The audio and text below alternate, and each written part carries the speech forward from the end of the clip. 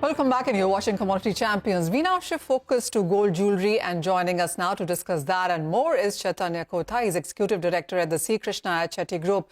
Thank you so much for joining us, Chaitanya. And, 2024 has been a year of all sorts where we've seen strong numbers. And one would have thought that with all-time high gold prices, you perhaps could see a bit of a slowdown come in for jewelry buying. But that clearly hasn't happened, not to the extent that people perhaps were believing. What has been your sense when you look back at this year and the kind of jewelry trends that we've seen within India? Hi. So honestly, even though the prices have increased significantly, I think that the whole perception of weddings has not really changed, and it's only been increasing and increasing. So if you look back in this whole year, there's been close to 4.8 million weddings that have happened in the year, and I think that has generated close to 5 lakh crores across categories. I think jewelry has been a very important aspect, and I think everyone will still continue to be strong on that. So it's been only increasing. Oh, well, absolutely. As David was telling us, that gold buying in India is legendary, and it's not going to go away anytime soon with the kind of buying that we do. Chaitanya also talked to us about, changing trends within India. We do talk about responsible buying. We've spoken about sustainability. Another major trend that came back into this year has been about lab-grown buying. How have you seen that pick up into the market? You are a player within that category as well. So I think there's been definitely a two-part area. So I think customers who keep buying natural jewelry will always continue to buy natural jewelry, as it's a very good investment. The lab-grown is a more younger audience who today can afford stuff on their own. And I think that has been a fantastic space, and we've been focusing on that area as well. So we've been seeing a pretty good shift from the younger audience who are now able to afford higher diamonds through in this. Since you did speak about the natural diamonds, I do want to have a question on that as well.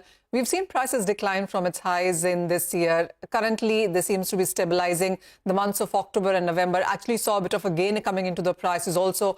One, how would you look at prices, and how would you look at the Indian penetration? Because I do know that it was 2% in 2015, 11% people own diamonds right now. What is the kind of growth that we're looking into this one? So I think diamonds is, when you look at the diamonds, it's more aspirational as well. So you need to be able to look at it at a longer period of time. It's not 6 months or 1 year. You should look at it from the horizon of 5 years or more. And there will always be an appreciation, especially in diamonds that are much bigger in size. Today, they're becoming auction quality, where such large diamonds from 5 carat, 10 carat, 15 carat, even 20 carats are now only appreciating. So I think that it's going to hold strong, and I think natural will always be there to stay. And it'll only appreciate. Chaitanya, I do understand that you are a 5th or a 6th generation within your business? Sixth generation. How would you say business in India? Chaitanya, how would you say business has changed, and what is the newness that you brought in, and what are the changes that you see in this year? How prepared are you now for 2025? So our whole objective for 2025 is all about speed and efficiency, where we are making sure that we are able to manufacture our jewelry a lot more effectively, as well as keep up with the styles that are going on around the world.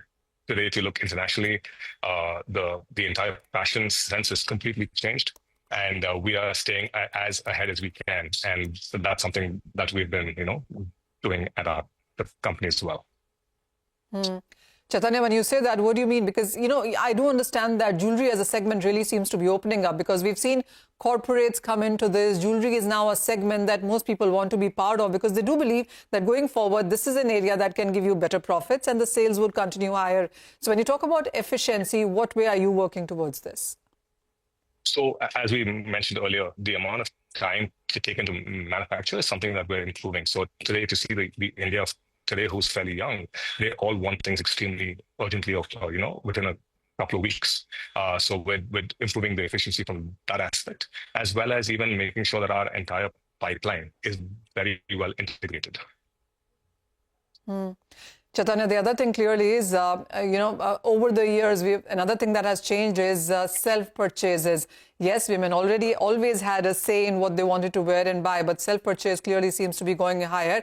And the other part of the story clearly is the men's jewelry, which really seems to be picking up. Almost everybody that I seem to be talking within the jewelry as a sector talks about men's jewelry doing very well. How are you looking at both of these categories? So I think men's jewelry is something that's been an area of interest because I think today all men today are spending a lot of effort on making sure they accessorize. And jewelry as an industry has never had enough options for men. And so we're playing around with different alloys, different metals, different styles, making sure that we accessorize really well. So even if you see that, from diamonds to gemstones to even, black diamonds is something that would be an area of interest for men. And we are trying to stay up again there as well. Talk to us about crash.club. What really is that and what are you doing via that? So we're launching a new line for men again, and it's a very aspirational space. And we're doing something which basically connects with each individual style. We've gone from someone who's an introvert to an extrovert. We have everything for them, and that's something that we're doing for men. You spoke about black diamonds and you spoke about gemstones. How easily accessible is this? Would you say Indian market is mature to buy this, or is it more about royalty that we are talking about now? No, I think that gemstones have always been available, and good quality gemstones is something that people are now aware of, and they actually would like that. As far as the black diamonds go, it's just more from a fashion aspect. It's not really that expensive unless you go really, really high size. And we're also experimenting with cubic zircons and different stones which are manufactured in the lab to help with the affordability, as well as access to doing things a lot more in a lot more scale. Chaitanya, is the natural diamond industry now talking to the lab-grown industry? Is there a sense that we see a more maturity as we get into 2025? Oh, yes. I think people today are very well versed. I think they know a lot more than all of us. There's enough information online, and I think that they know exactly the process of manufacturing it, where it comes from, how to cut it. Everything is well known. So which makes it a lot easier, because I think that educational aspect now is not really as important in terms of people not knowing about it. So I think people are very, very well informed as of now. And so what about the prices? A lot more informed as well.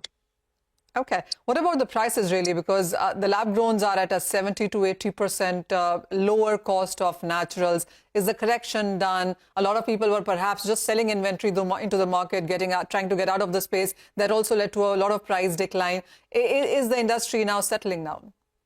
I think it's fairly, it will settle down. I think lab grown is not really going to be a big effect. If you look at it from our perspective, the way we see it is actually pushing boundaries. So I don't think it's a competition to natural. I think it's just an addition to the natural business. I don't think it's a replacement. I don't think lab grown will ever be a replacement for natural diamonds.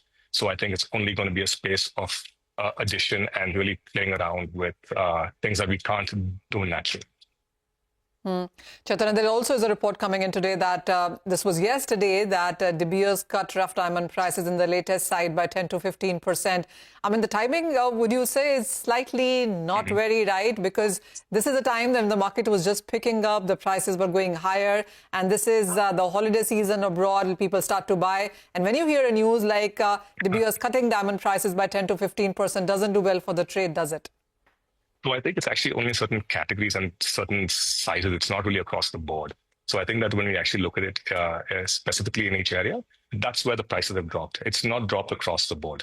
And I think that the higher qualities will only appreciate as time goes on. Okay, so going forward in this wedding season with 4.8 million weddings within India, and most of those big fat weddings actually happen in the month of December rather than other months, what is the kind of sales that the industry really is looking for this month? I think that there's significant increase. I think that there's so much scope because I think across India, like I said, across categories, there's such a huge increase of weddings. I think that it'll only be a lot better than 2024 for sure.